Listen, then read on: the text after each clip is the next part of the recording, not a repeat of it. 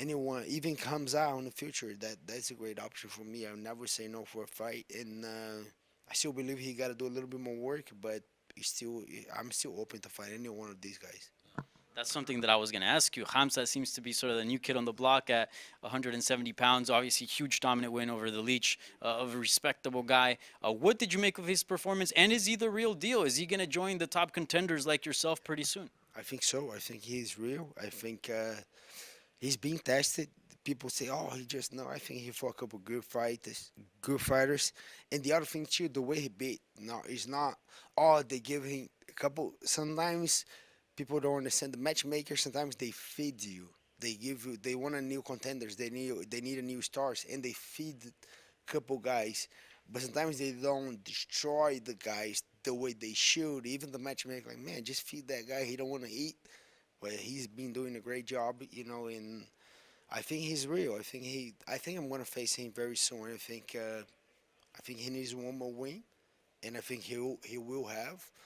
And like if things keep going like that, like with Kobe, don't even say my name in Masvidal, Leon. Why not? I will give opportunity.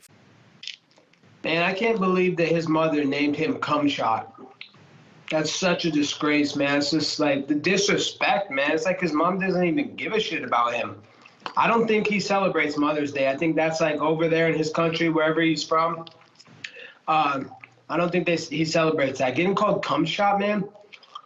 Cum shot's a joke, though, Mike. That guy, he needs to be someone like worthy, like someone in the top 5, someone in the top of the rankings, not just fight handpicked people. And what has he got? 4 UFC fights?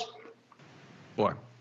The media loves to rush these kids, and these hype jobs. And this is fighting, man. People get seriously hurt for rushing people like that. So if you guys want to rush a guy and take some time off his life and send him for a hospital trip, then yeah, I'm always open for that. I love doing good business, and I love doing business for the UFC.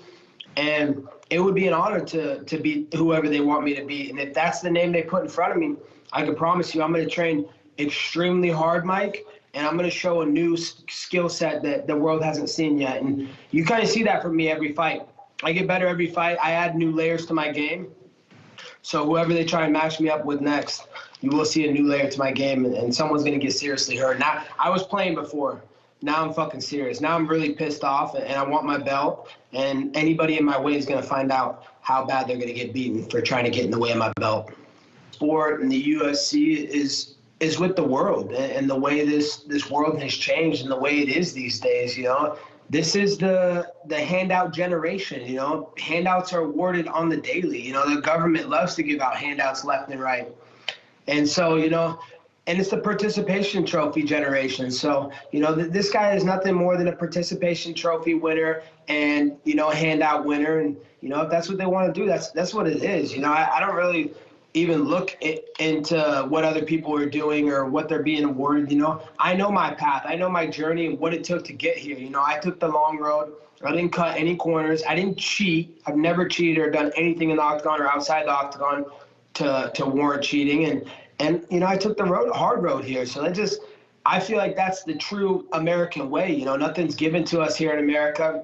Adversity is filled every single day, and we have to overcome these obstacles if we want to make it to the path to success. So, I don't pay attention to anything I only stay in my lane and focus on, what's in my lane. I don't really focus on other people's lane. Big fucking deal. You got to hand out a participation trophy, but, in the long run, people aren't going to remember that. They're just going to remember what happened inside the octagon.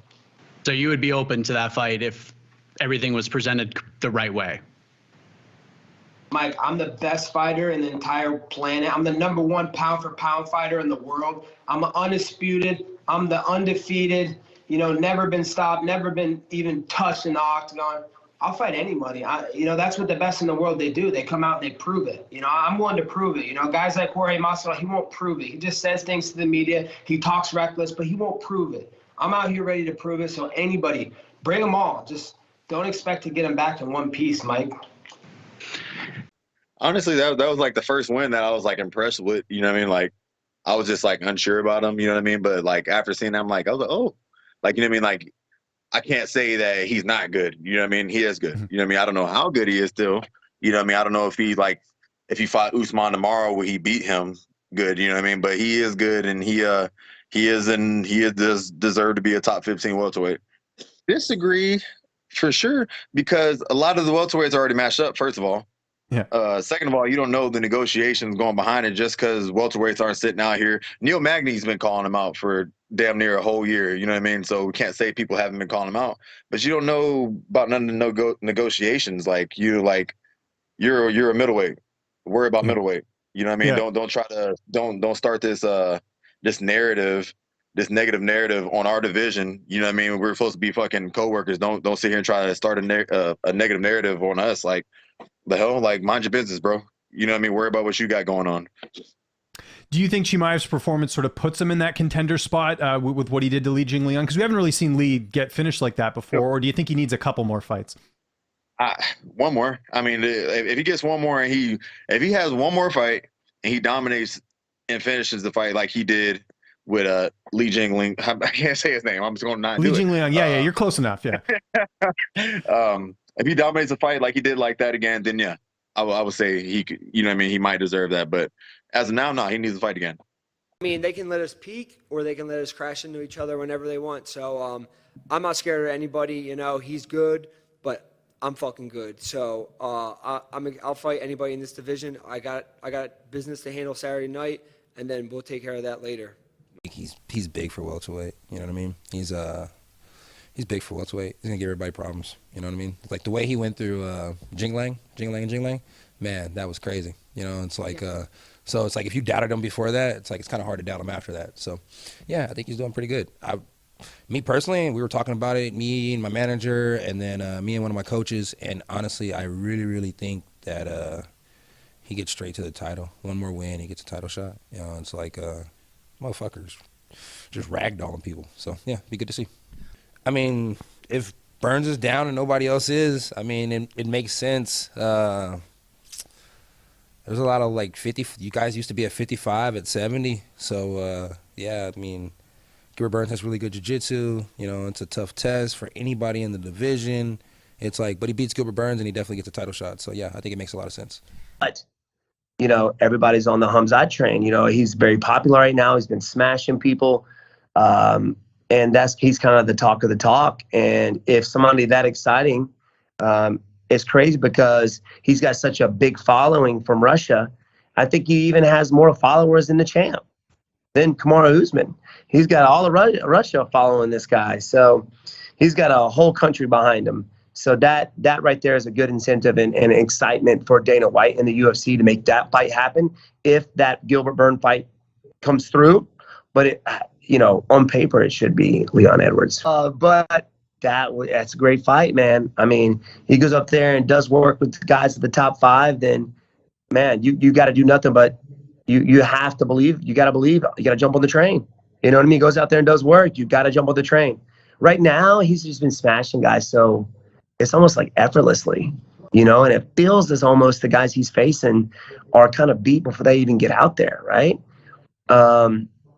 He's crushing guys. And it's so, he beat everybody like in the first round. So it's hard to really see his whole arsenal because those guys from Kazakhstan and Russia, man, I feel like those guys have been training since they were 3, you know, and MMA, not really MMA, but what's the sport I'm thinking of they do over there? Sambo. Yeah, Sambo, man. They've been doing that since they're young. And not only that, some of the best wrestlers in the world are from there. You know, so I feel like, you know, if they don't go to the Olympics, they go MMA. So you're talking to high level guys, and there's a lot of they're more and more coming to the UFC. So we, as Americans and Brazilians and coming, you know, from these other countries, we got to step our game up because these guys are coming for blood, man. These guys are smashing dudes, man. It's like right there, like one little more thing, and then I'm on it. You know what I mean? And in the future, you could possibly definitely be seeing us fight as well. I mean, he's could be fighting Gilbert Burns. He'd be right there with me, you know, with all the top 5. And I think you know, for him to really get, it's going to have to be somebody like Covington with that wrestling pedigree to really test him, right? Because he's known for his wrestling, his control on the ground, and so is Usman and Colby Covington and these guys. So not really Gilbert. Gilbert's more a jiu-jitsu guy, likes to throw a little bit of boxing, but his wrestling is, it's pretty good. I mean, he got me down, but still, you're looking at the top wrestlers in the division with Colby Covington and Usman. So it may take one of those guys to kind of really show us how good he really is. I don't know who that is. Is he top 5 guy? Nope. So they're trying to book I just paid Nate attention versus to him. the top 5 guys. Awesome for Nate. Who's Nate? Is he a top 5 guy? Nope. You know what I'm saying? Like, that's how I roll. I'm just trying to fight the world's best. If not, what am I doing? You know what I'm saying? Why am I gonna fight an Ultimate Fighter winner? No offense to those guys, because there's some great up and coming guys. Because I don't want to get too much of time. That's it. He comes to top 5, or she becomes whatever the fuck. They come into the top 5. All eyes